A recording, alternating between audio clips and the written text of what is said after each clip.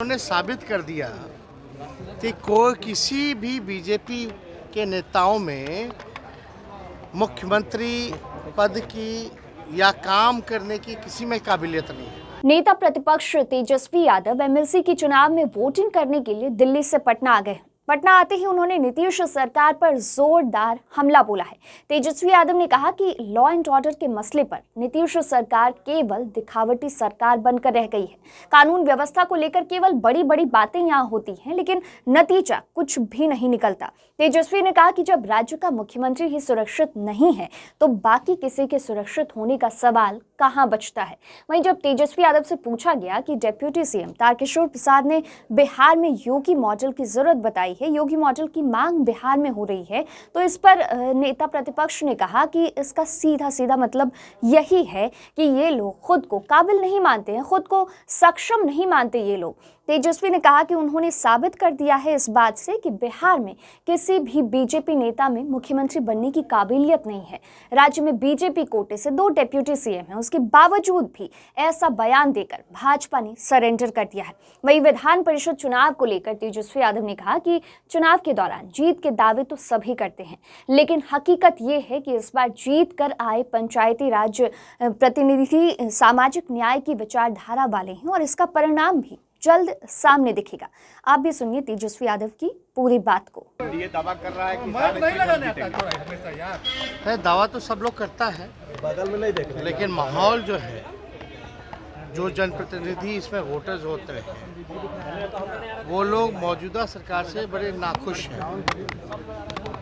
अगर वार्ड सदस्यों की अगर बात की जाए तो उनसे योजना जो है सरकार ने छीना है, तो इस बात को लेकर के बड़ी नाराज़गी वार्ड सदस्यों में है जो जनप्रतिनिधि होते हैं। और इस बार काफ़ी पंचायत स्तर पे अपने विचारधारा के लोग जो हैं बड़ी संख्या में चुनाव जीत कर के आए हैं, जो हमारे अपने समीकरण के हैं। तो इसके तहत हम कह सकते हैं कि राष्ट्रीय जनता दल जो है सबसे ज़्यादा सीटें जीतेगी। चलिए, नीतीश कुमार ने कहा है कि लॉ एंड ऑर्डर पे काम हो रहा है, देख रहे हैं कि कितनी लूट हत्या फिरौती हो रही है, नीतीश कुमार कह रहे हैं लॉ एंड ऑर्डर पे लगातार काम हो रहा है। कोई काम नहीं हो रहा। जितने बैठकें होती हैं केवल दिखावटी होती है, किसी पर कार्रवाई नहीं होती। और आप देख रहे हैं, हम तो पहले भी कहते रहे, बिहार में हर 4 घंटे पे बलात्कार होता है, हर 5 घंटे पे हत्या होती है, कोई सुनने वाला नहीं है। और जब मुख्यमंत्री खुद सुरक्षित नहीं है, कोई उनके घर में जाके कोई घूसा मार दे, उस पर भी किसी बड़े अधिकारी पर अगर कार्रवाई हुई हो तो बता दो।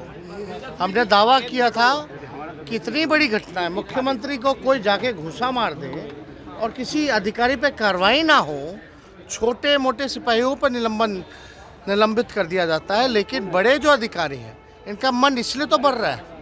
आप बताओ, तो मर्डर रेप हो रहा है तो किसी अधिकारी को लॉ एंड ऑर्डर में लापरवाही बरतने के लिए अगर आप जो है कसिएगा नहीं, टाइट नहीं कीजिएगा, तो वो तो मनमर्जी करेगा। बिहार के डिप्टी सीएम ये बोल रहे हैं कि योगी मॉडल की जरूरत